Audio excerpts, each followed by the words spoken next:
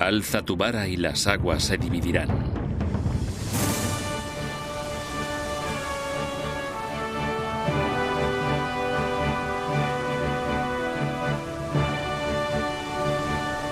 Moisés conduciendo a su pueblo hacia la libertad. Es una imagen llena de efectos especiales sobrenaturales. La zarza en llamas, las 10 plagas y, por supuesto, la división del Mar Rojo. Son tantos milagros que muchos expertos creen que se trata de una gran obra de ficción.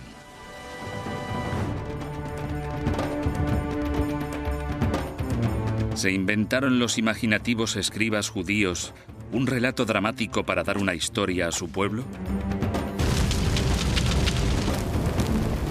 Muchos estudiosos actuales han afirmado que tanto Moisés como el Éxodo, una de las historias más famosas del mundo, son fantasía. Hasta ahora.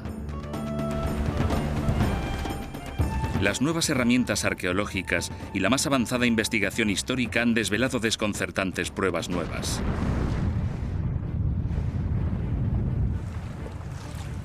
Pruebas que nos conducen a un río de Carolina del Norte que se convirtió en sangre. A una isla donde habría estado ubicada la legendaria Atlántida y a un inmenso tsunami en el mar Mediterráneo. Moisés.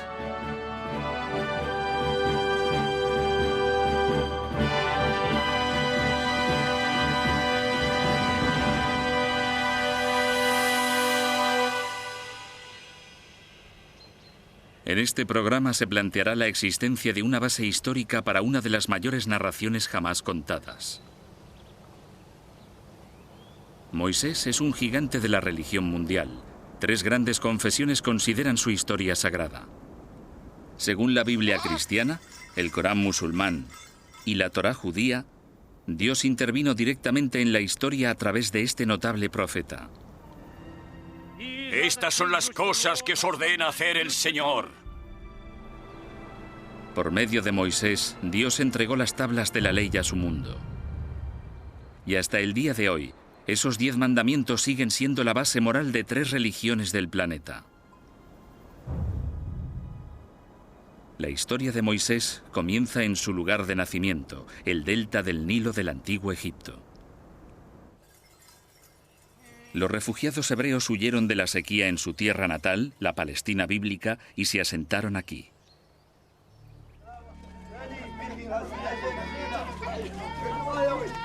El problema comienza, según la Biblia, cuando el faraón de Egipto oye que los hebreos, a los que más tarde se llamaría israelitas, se multiplican más rápido que su propio pueblo. Se ordena a las comadronas que maten a todos los niños hebreos recién nacidos. Una madre desesperada esconde a su bebé en una cesta de juncos y lo echa a las aguas del Nilo. Ese bebé es Moisés. Milagrosamente, alguien encuentra y rescata al bebé. Un comienzo mágico para la historia de Moisés. ¿Pero es eso cierto? Hasta hace poco, casi todos los historiadores decían que no. La razón era sencilla. La historia de Moisés es muy parecida a la de un mito de Babilonia en el actual territorio iraquí sobre un gran rey llamado Sargón, quien, siendo bebé, fue encontrado en una cesta en un río.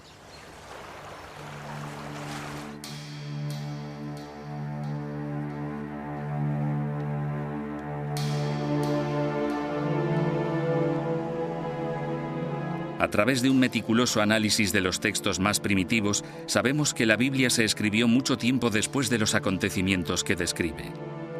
Entre los años 600 y 300 a.C., los escribas hebreos se pusieron a recopilar todos los antiguos relatos de su pueblo, transmitidos de generación en generación. ¿Y si los escribas añadieron algo de sal a los antiguos relatos para hacer que la historia fuera más apasionante? ¿Y si inventaron la historia de Moisés, la cesta y el rescate?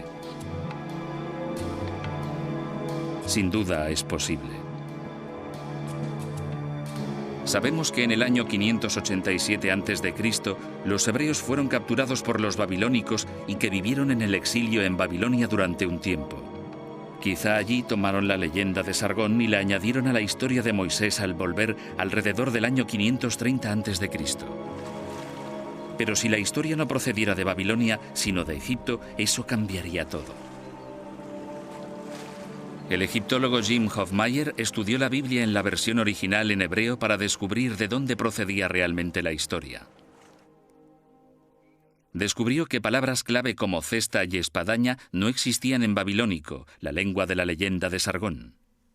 El texto hebreo de la Biblia utiliza en realidad antiguas palabras egipcias. La palabra para la cesta en la que se coloca a Moisés es una palabra egipcia. De hecho, todas las palabras clave de la historia, Nilo, papiro, espadaña y orilla, eran antiguas palabras egipcias. Pero la mayor pista fue mirarle a la cara, el propio nombre de Moisés. Es egipcio y significa uno que ha nacido. Tenemos a numerosos reyes que usan este elemento en su nombre, como Ramsés. El mes de Ramesés es la misma raíz de Moisés. Esto suena muy auténtico. Cuesta creer que a un escriba hebreo, 1000 años después, se le hubiera podido ocurrir una historia con este tipo de palabras. Auténticas palabras egipcias, un auténtico nombre egipcio y un auténtico escenario egipcio. ¿Puede ser verdad este relato rocambolesco? En realidad existen muchas historias de niños a los que se ponía en cestas. Era una antigua forma de abandonar al niño a la voluntad de los dioses. Actualmente la gente coloca a los bebés en cestas y los deja a la puerta de una iglesia. Pero ¿qué hay del extraordinario capítulo siguiente de la historia?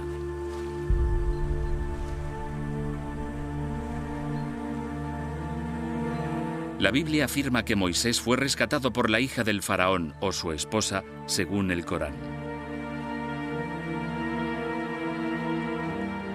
Ella lo adoptó. Sobrevivir en el río fue una suerte.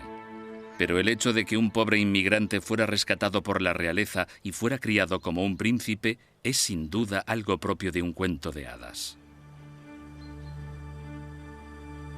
Aunque en el antiguo Egipto no es una idea tan inverosímil.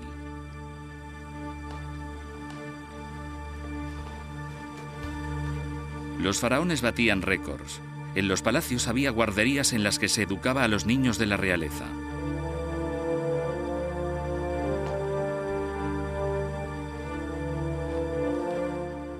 Por los textos antiguos conocemos una institución asociada al palacio que se llamaba la Guardería Real. Y en esta institución se educaba a los niños de la realeza. Específicamente se enseñaba a los príncipes a leer y escribir. De hecho, tenemos el testimonio de algunos de los escribas que contaban cómo su maestro escriba los golpeaba cuando eran perezosos y se aseguraba de que escribieran bien sus cartas. Pero ¿dónde está la prueba de que el faraón acogiera a Moisés y lo pusiera en una de estas clases? Por supuesto, ahora no tenemos pruebas. Lo interesante es que durante este tiempo también se admitió a niños que no pertenecían a la realeza. Entraron en esta institución hijos de reyes extranjeros para aprender a leer y escribir. Así que los faraones sí que educaban a niños extranjeros, pero ¿de qué tipo? ¿Cómo sabemos si los hebreos estuvieron en Egipto o no? Aquí nuestra búsqueda del auténtico Moisés topa con un obstáculo enorme.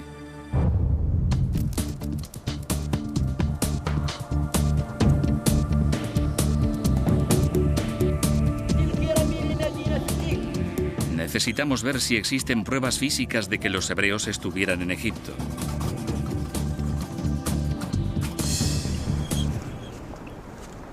La historia dice que Moisés sacó de Egipto a 2 millones de hebreos y que vivieron durante 40 años en el desierto del Sinaí.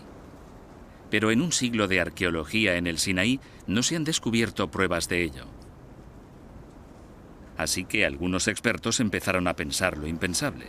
Si los hebreos nunca estuvieron en Egipto, quizá toda la épica era ficción, creada para dar a su pueblo una historia y un destino.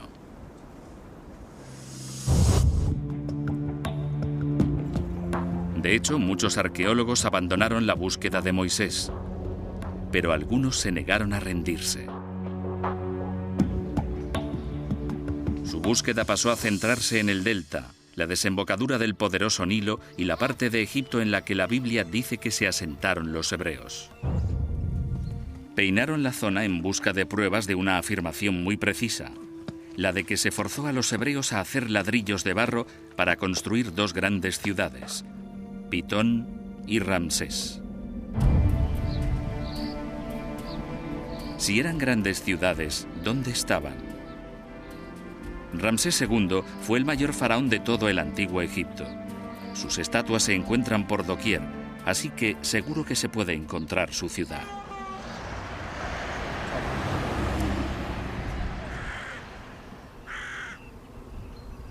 Pero al buscar hoy por la zona del delta no se halla ninguna señal de ella. Sonaba más como una historia inventada por un escriba. Hasta que un día, un granjero de la zona encontró una pista tentadora. Los restos de los pies de una estatua gigante. Los arqueólogos no se creían su suerte. Una inscripción en un pedestal cercano confirmó que la estatua pertenecía a Ramsés II.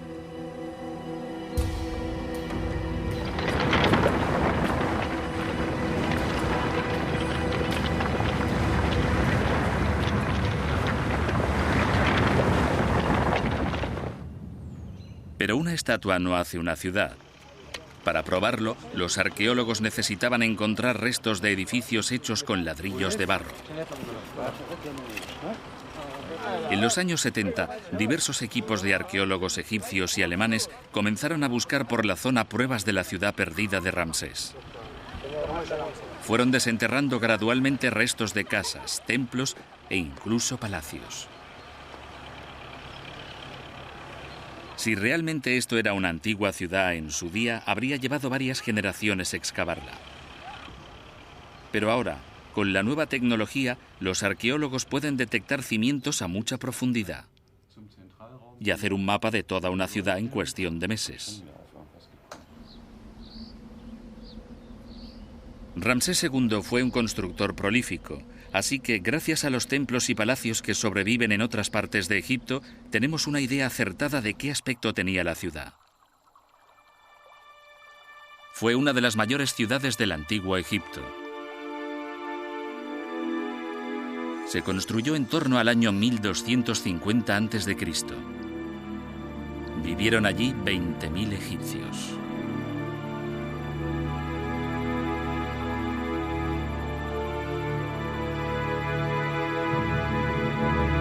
El descubrimiento confirmó que el Ramsés bíblico era lo suficientemente real.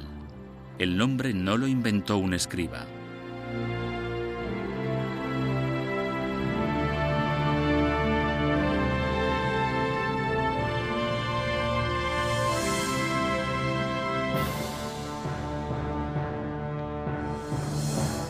Pero, ¿fueron realmente esclavos hebreos quienes construyeron esta ciudad? En los documentos del antiguo Egipto hay una misteriosa referencia a una tribu capturada por el faraón y forzada a trabajar en la ciudad de Ramsés. Una de estas tablillas de arcilla enumera grupos de personas que fueron capturadas por el faraón. Uno de los grupos se llama Jabiru. Jabiru suena a hebreos. Hebreos, Jabiru. ¿Podría ser el pueblo al que guió Moisés? No podemos saberlo con seguridad, pero las pistas están ahí. Eran nómadas de lengua semítica y querían asentarse en Canaán, la Siria actual, Israel y Palestina. Quizás sí eran los hebreos.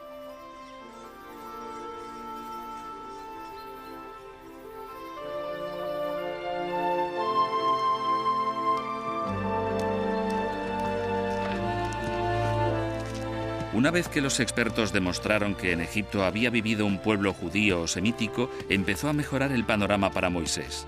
Quizá no era todo fantasía.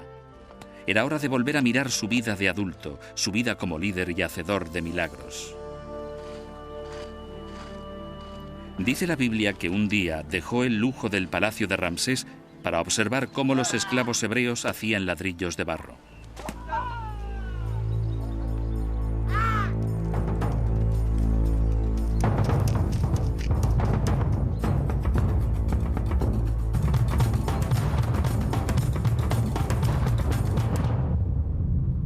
En un estallido de ira ante las crueldades diarias que soportaban los hebreos, Moisés pasó de príncipe mimado a criminal perseguido. Le esperaba la pena de muerte si lo cogían. Al huir de Egipto, Moisés se dirigió a Midian, limítrofe con Arabia.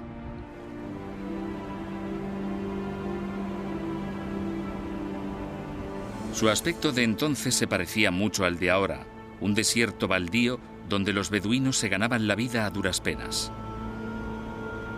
Según la historia, Moisés ayuda a sus hermanas, molestadas por unos hombres mientras intentan cuidar a sus ovejas. Es acogido por el padre de estas, Jetro, un sacerdote que ofrece a Moisés la mano de su hija Séfora como agradecimiento. Pasó allí 60 años viviendo tranquilo como pastor. Más adelante, cuando Moisés tenía 80 años, sucedió algo que cambiaría el curso de la historia. Estaba cuidando su rebaño cuando pasó junto a una zarza en llamas. La famosa historia dice que de las llamas salió la voz de Yahvé, Dios. Sí, aquí estoy, Señor. Dios ordenó a Moisés que fuera a obligar al faraón a que dejara marchar a su pueblo hebreo. No, Señor, no me envíes. Nunca he sido un buen orador. Pero Dios le otorgó poderes especiales.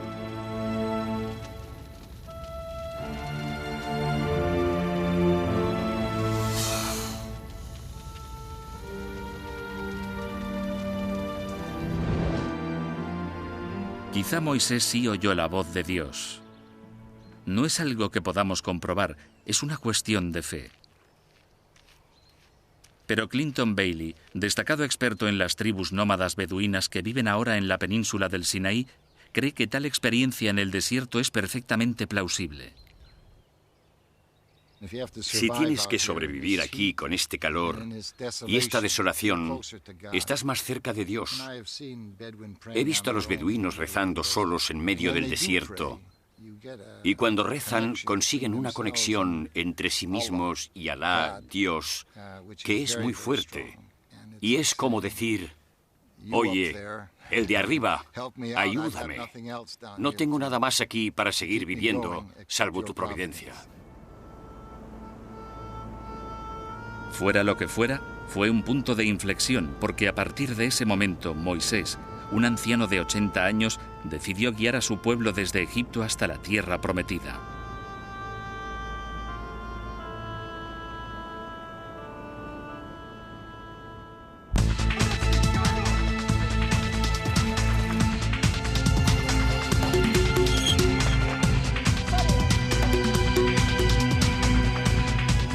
Lo que ocurrió después, según la Biblia, se ha convertido en un pilar de la fe judía. Bendito seas, Señor nuestro Dios, Rey del universo, Creador. Dios, por medio de Moisés, desató 10 plagas terribles sobre los egipcios, acontecimiento conmemorado por los judíos durante la fiesta anual de la Pascua. Primero, el Nilo se convirtió en sangre, los peces murieron y el río apestaba. Nadie se atrevía a acercarse y no digamos a beber. Moisés volvió a ver al faraón, pero volvió a negarse a que se marcharan los hebreos. La Biblia dice que Egipto se vio azotado por plagas de insectos, ranas, ganado muerto, langosta, úlceras, granizo y oscuridad. El faraón se negó obstinadamente a dejar que se fueran, así que Moisés infligió una última plaga terrible.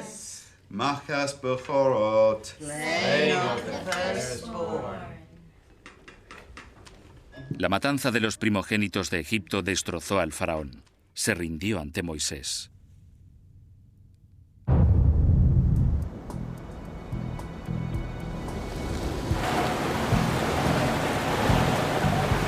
En la Biblia esas plagas eran acciones divinas por medio de la naturaleza. ¿Existen pruebas de acontecimientos naturales tan espectaculares? Este es el río Neuse, en New Bern, Carolina del Norte, lugar de un desastre medioambiental increíblemente parecido a algunas de las plagas de Egipto. Una mañana de verano de 1991, los residentes de New Bern descubrieron al despertar que, al igual que en la Biblia, parecía que las aguas de su río se habían convertido en sangre. ¿La causa? Peces moribundos. En los últimos 10 años hemos perdido más de 1.000 millones de peces. Este río llegó a volverse del color de la sangre. Pero quedaban cosas peores por llegar. A los nadadores e incluso a la gente que trabajaba cerca del río les comenzaron a salir llagas en brazos y piernas. Al igual que los peces, la gente estaba enfermando. Les estaban saliendo llagas en el cuerpo, las mismas llagas que a los peces. Echará sobre nosotros la enfermedad y la guerra.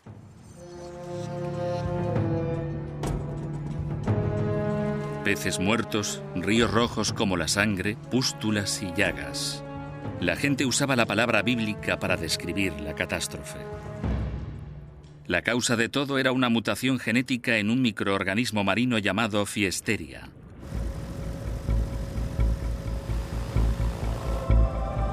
La causa del brote fue la polución. Empeoró aún más cuando se desbordó el río.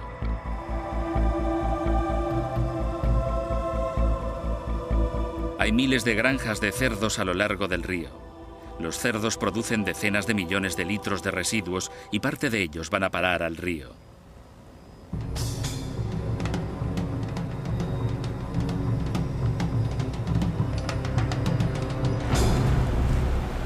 John Marr, un epidemiólogo especializado en desastres medioambientales, cree que la polución en el antiguo Egipto podría haber ocasionado la primera plaga, matar a los peces y volver el Nilo rojo. Esa misma polución podría también haber llevado a millones de ranas a tierra, la segunda plaga. Si te niegas, cubriré Egipto de ranas. En tierra, las ranas morirían provocando una explosión de moscas y piojos, la tercera y cuarta plagas. Cuando los peces hubieron muerto y las ranas también, pudo haber poblaciones de insectos que criaran y pudieran transmitir enfermedades virales a la población equina, así como al ganado, matándolos. El ganado muerto fue la quinta plaga. Algún insecto como la mosca de los establos podría haber picado a humanos provocando la sexta plaga, la de las úlceras y ampollas. El organismo de la Fiesteria podría haber desencadenado las primeras 6 plagas, pero ¿qué hay de las otras? El granizo y la oscuridad, por ejemplo. 10 años antes, Estados Unidos fue azotado por otro desastre, esta vez en el noroeste. Murió ganado, los humanos se enfermaron y, lo más importante, hubo granizo y oscuridad. Parecían igual que las plagas bíblicas. Fue una secuencia de acontecimientos devastadores, y todo el mundo sabía qué lo había provocado.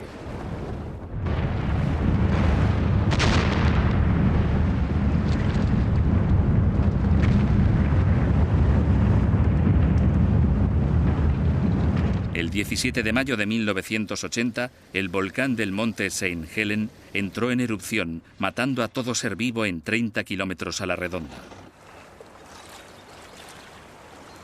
Charlie Crisafulli, un ecologista del Servicio Forestal de Estados Unidos, lo recuerda vivamente. Una columna de cenizas comenzó a elevarse hacia la atmósfera e hizo de cubierta durante 2 semanas en más de 100 kilómetros a la redonda, convirtiendo el día en noche. Las primeras cenizas comenzaron a descender y sumieron todo en la oscuridad. Se encendieron las farolas, la gente conducía con los faros encendidos, usando los limpiaparabrisas para intentar quitar de en medio la ceniza y poder llegar a casa. ¿Y si hubiera habido una erupción parecida en la época de Moisés? ¿Podría haber desencadenado las plagas bíblicas? Podría haber sucedido al posarse las cenizas del volcán, que son ricas en diferentes minerales, y si el Nilo estaba con la marea baja, se habrían dado los nutrientes perfectos para producir un florecimiento tóxico de algas.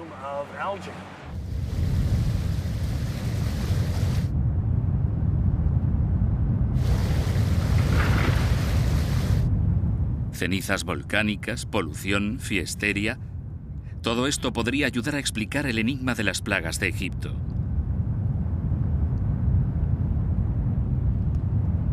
Pero esta teoría tiene un problema, uno grave. No hay ni un solo volcán activo en Egipto. ¿Fin de la historia? No exactamente. 500 millas marinas al noroeste del delta está la madre de todos los volcanes.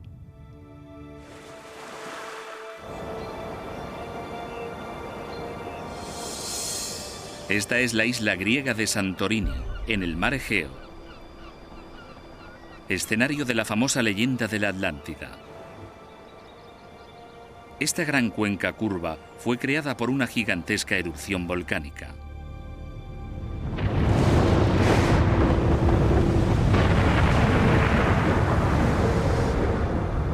Fue una de las mayores explosiones de los últimos 10.000 años.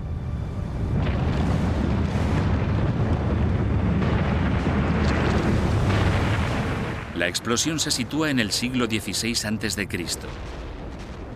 ¿Pero pudo haber afectado a Egipto, 500 millas marinas al sureste? ¿Cuál era la dirección del viento en aquel día fatídico? Sureste, hacia Egipto. Todo esto salió a la luz al recoger muestras de la ceniza de Santorini del lecho marino.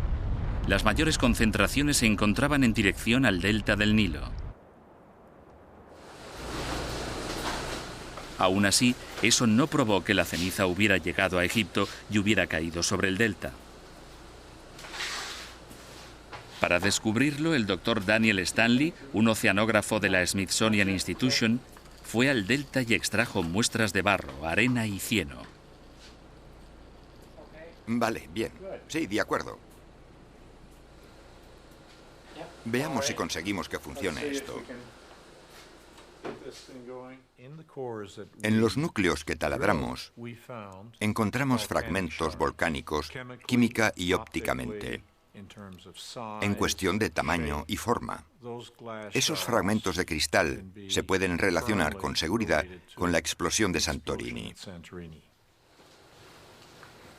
El tamaño de los fragmentos de cristal también dio al Dr. Stanley una visión escalofriante del efecto de la onda expansiva sobre el delta. Creo que debió de ser una experiencia aterradora. Debió de ser muy duro el hecho en sí, la explosión.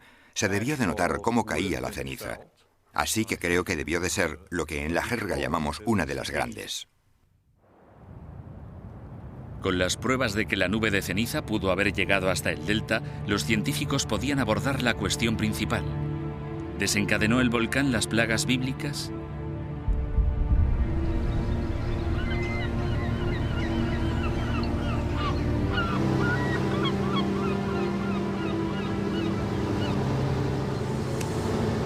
Según Mike Rampino, simulador de climas, la única forma de descubrirlo era simular los efectos climáticos de la onda expansiva de Santorini.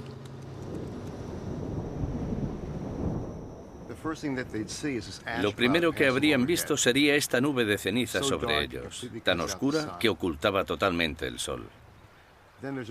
Luego una lluvia de cenizas desde el cielo, desde la nube, seguida del tipo de tiempo extraño que hay tras las erupciones volcánicas. Relámpagos, quizá oscuridad. ¿Y qué hay de las plagas de peces muertos e insectos? Si nos centramos en la zona de Egipto, estos resultados son nuevos. Vemos que hay sequía, una disminución de las precipitaciones en las partes altas de las fuentes del Nilo. Y el flujo del Nilo sería menor. Al bajar el nivel del río, las aguas comenzaron a estancarse. Con el río contaminado y la lluvia de minerales venenosos procedentes de la nube de ceniza, el Nilo se convirtió en un cóctel mortal. Las condiciones eran propicias para un brote de plagas.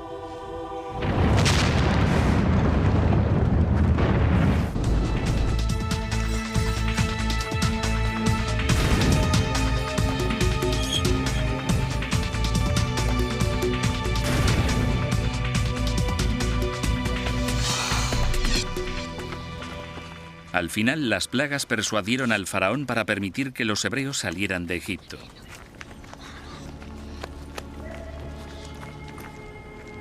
Y así comienza uno de los movimientos humanos más famosos de la historia, el Éxodo. La Biblia dice que huyeron 600.000 personas, pero solo contaba a los hombres. 600.000 hombres con sus familias son unos 2 millones de personas, más o menos. Es una imagen irresistible, semejante masa humana yéndose del delta. Pero ¿hay pruebas que sugieran que pudo ocurrir realmente? Depende de en qué siglo se busque. No hay pruebas de que en torno a 1200 a.C., en la época de Ramsés II, hubiera tal éxodo masivo. ¿Quizás sea una exageración de la cifra bíblica? Se ha calculado que el ejército egipcio contaba solo con unos 25.000 o 30.000 hombres.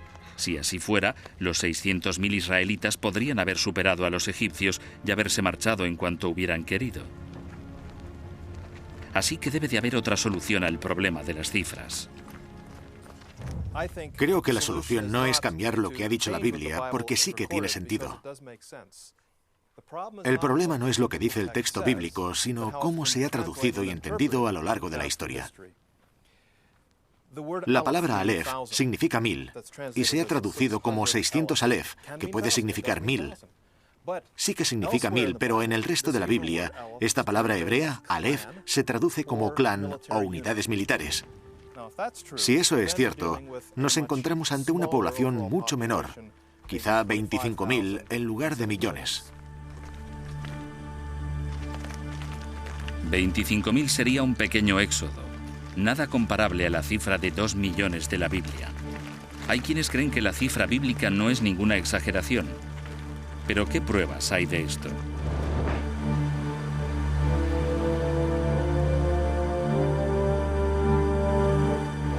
Las pistas de un éxodo mucho mayor aparecieron cerca de la ciudad de Ramsés, cuando un equipo de arqueólogos austríacos desenterraron otra ciudad, 300 años más antigua, llamada Avaris.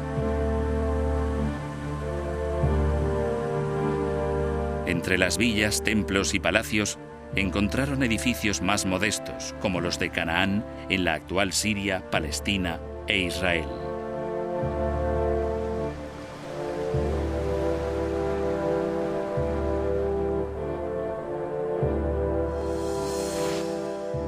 Encontraron sepulturas parecidas a esta reconstrucción que claramente no eran egipcias.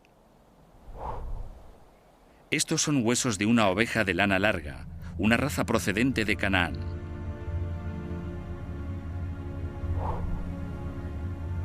Los esqueletos humanos estaban a los lados como si estuvieran durmiendo, mirando al este, algo típicamente cananeo.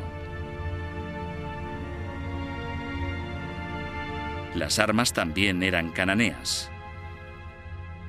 Eran huesos de personas de habla semítica. Tenían una comunidad próspera, pero un día se marcharon todos. Los historiadores del antiguo Egipto aseguran que el faraón expulsó por lo menos a 240.000 familias semíticas.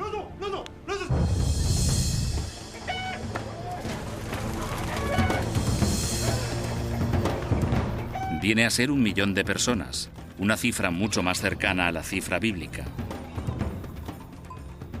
Tenemos allí a la población, vemos cómo desaparece, vemos cómo abandonan el lugar. La ciudad de Avaris queda completamente abandonada a la arena que va amontonándose y se han ido a algún lado. Los israelitas quedan liberados de su esclavitud de alguna manera y dejan Avaris rumbo al Sinaí. Los datos arqueológicos y la historia bíblica sí coinciden en esta época.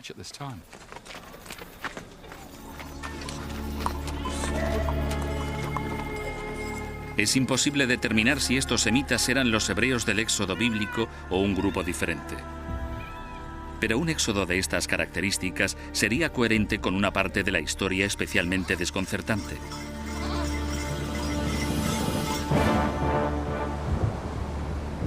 En el relato bíblico, Dios guió a los hebreos fuera de Egipto con una columna de nubes durante el día y una columna de fuego durante la noche. Estas famosas imágenes se han considerado puros mitos.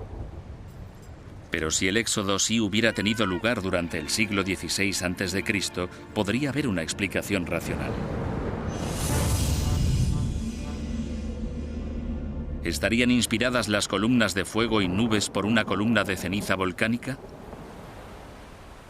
El problema es que Santorini está a 500 millas marinas al noroeste del delta del Nilo. El propio volcán habría quedado oculto debido a la curvatura de la Tierra, pero la columna de humo se habría elevado unos 40 kilómetros sobre el nivel del mar. Se habría visto a una distancia muy grande. Las columnas de erupción en grandes erupciones como esta alcanzan la estratosfera, lo que supone 20, 30 o 40 kilómetros de altura. De modo que la población de Egipto podría haber visto materiales elevados a grandes altitudes. Por la noche, debido a la electricidad estática y a la concentración de ceniza en la atmósfera, habría relámpagos en la nube.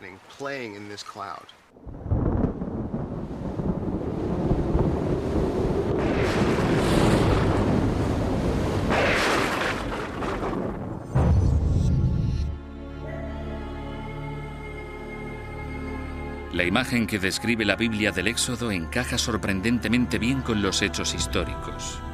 Pero, ¿resiste el fantástico clímax de la historia al escrutinio histórico?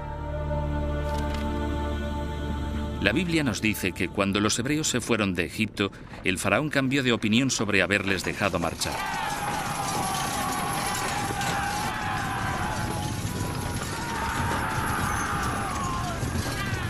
Tomando 600 de sus mejores carros, alcanzó a los esclavos fugitivos. Pero 600 vuelve a sonar a una exageración impresionante. No hay pruebas en Egipto de que Ramsés tuviera más que unos cuantos carros. Hasta 1997, fecha de un importante descubrimiento en el delta.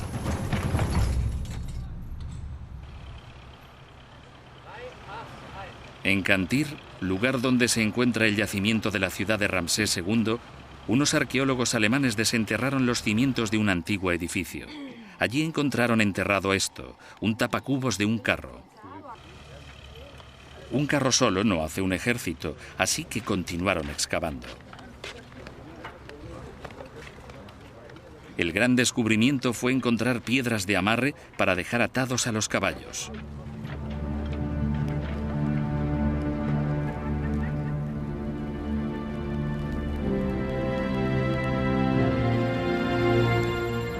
Esto demostró que aquel lugar en el pasado había sido un establo para carros y caballos.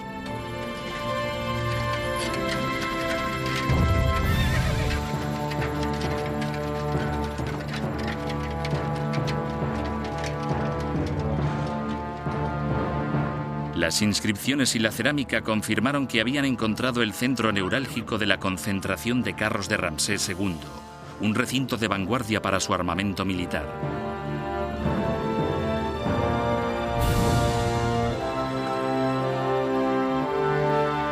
Al finalizar la excavación, los arqueólogos habían encontrado establos suficientes para albergar a no menos de 500 carros y caballos.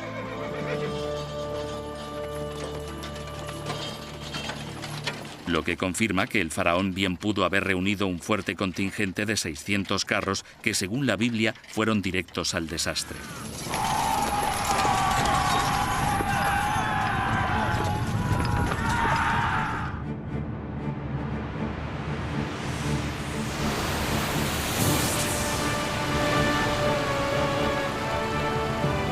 Cuando los hebreos se han marchado de Egipto, la Biblia cuenta la parte más milagrosa de la historia de Moisés, la división del Mar Rojo.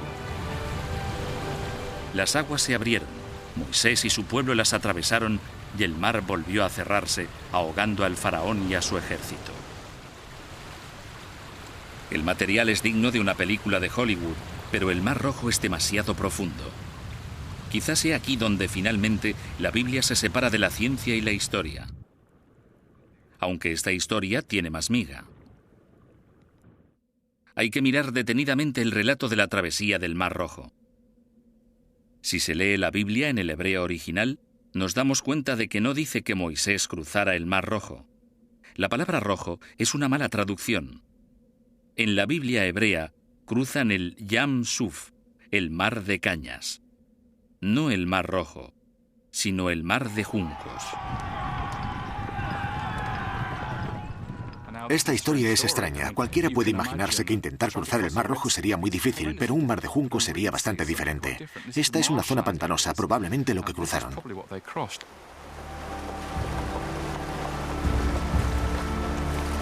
Ahora las nuevas Biblias usan la traducción correcta. Así que, ¿dónde está ese mar de juncos? Los textos del antiguo Egipto mencionan una zona llamada Pa-Zufi, que significa los juncos. Gracias a las fotografías por satélite, hemos descubierto enormes depresiones en la parte este del delta entre el Sinaí y la zona de cultivos. Estas depresiones fueron en su día regiones pantanosas. Y ese es el lugar que la Biblia llama Mar de Juncos y los egipcios Pa-Zufi, los juncos. Pero que el agua volviera y se llevara todos estos carros y soldados parece muy poco probable. ¿Podría ser posible? El texto auténtico nos dice que sopló un viento del este que empujó las aguas a un lado. Y si se habla de un pantano de juncos poco profundo, o quizá de unos 2 o 3 metros de agua como máximo, es físicamente posible. De hecho, se ha visto en los últimos 100 años. La gente ha visto en estas zonas, en estos pantanales, cómo el agua era empujada hacia un lado. El ejército egipcio no quedaría completamente diezmado, pero por lo que respecta a los israelitas, fue una épica salvación divina.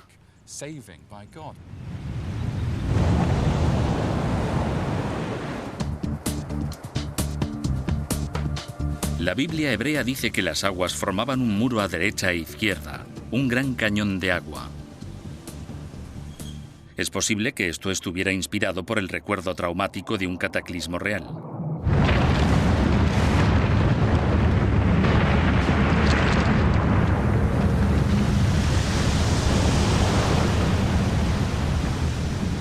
Volviendo a Santorini, las simulaciones por ordenador de la enorme erupción muestran que la convulsión de la isla habría desencadenado un gran tsunami, una ola de 180 metros de altura que se moviera a una velocidad de 640 kilómetros por hora.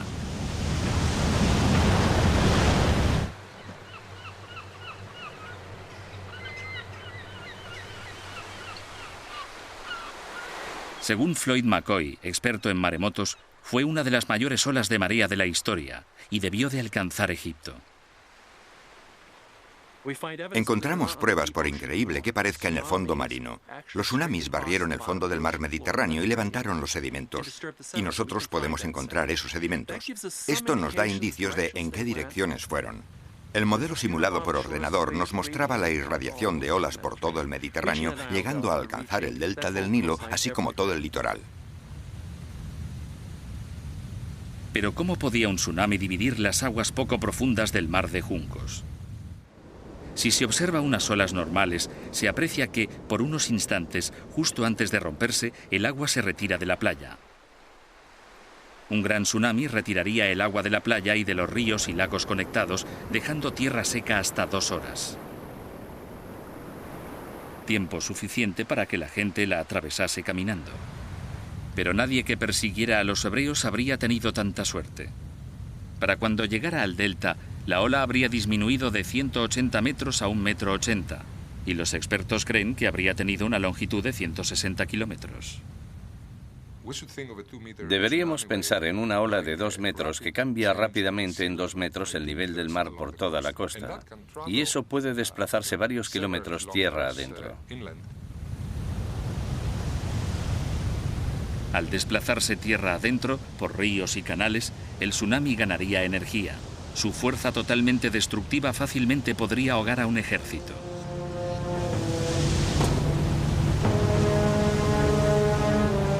Es una imagen asombrosa, pero pura especulación.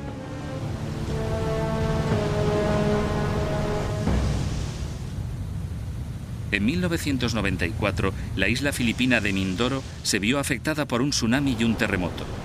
El terremoto provocó una grieta enorme en el fondo de un lago a más de 1,5 kilómetros tierra adentro. Un testigo ocular sintió un temblor y dijo que de pronto vio cómo el agua del centro del lago caía hacia adentro como una cascada.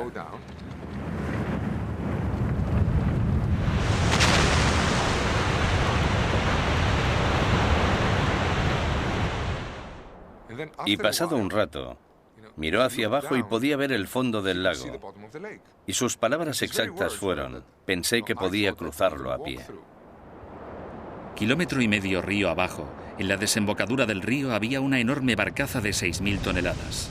Las aguas se desvanecieron y después el testigo vio cómo llegaba el tsunami. Y entonces ve cómo llega del mar una barcaza de 6.000 toneladas.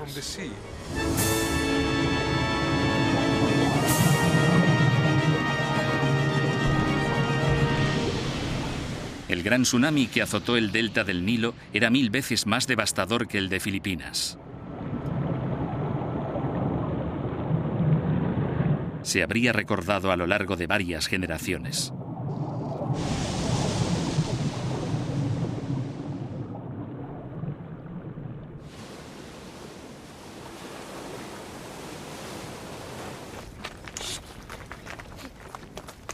Tras todas las nuevas pruebas que apoyan la historia de Moisés y el Éxodo, hay un verdadero problema. Algunas de las mejores pruebas datan de en torno al año 1500 a.C. Algunas son más de 300 años después. Sencillamente, las fechas no cuadran, aunque quizá no tengamos que elegir una de ellas. Tal vez hemos estado condicionados a ver el Éxodo como un único acontecimiento dramático. Pero quizá hubo más de un éxodo.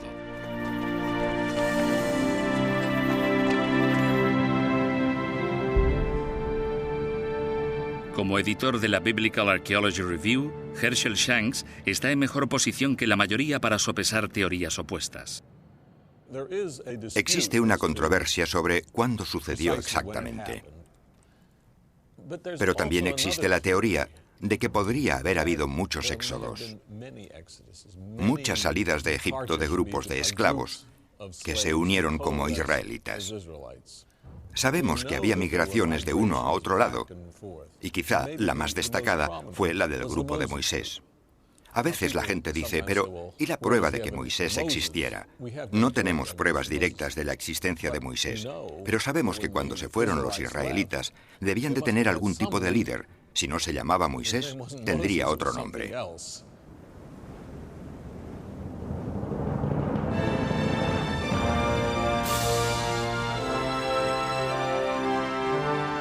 El libro del Éxodo dice que, tras cruzar el mar de juncos, Moisés llevó a los hebreos hasta el Sinaí, donde pasaron 40 años vagando por el desierto. Tras errar durante 3 meses, los hebreos acamparon al pie de la montaña de Dios. En la montaña, Dios se le apareció a Moisés y cambió la vida de todos. Estas son las cosas que os ordena hacer el Señor. Los 10 mandamientos se han fijado en nuestra conciencia. Pero, ¿hay pruebas para esta parte de la historia?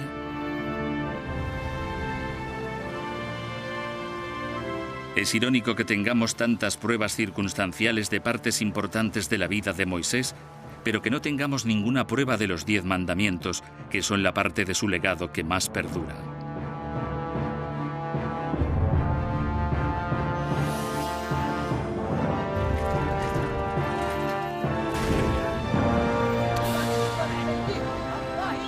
En cierto sentido, ahora todos somos hijos de Moisés. Incluso hoy, en todos los continentes, la gente que no sabe nada de Moisés sabe al menos algo sobre los 10 mandamientos. Han sido el cimiento de todas las civilizaciones occidentales y de Oriente Próximo y siguen siendo la base moral para 2/3 de la población mundial.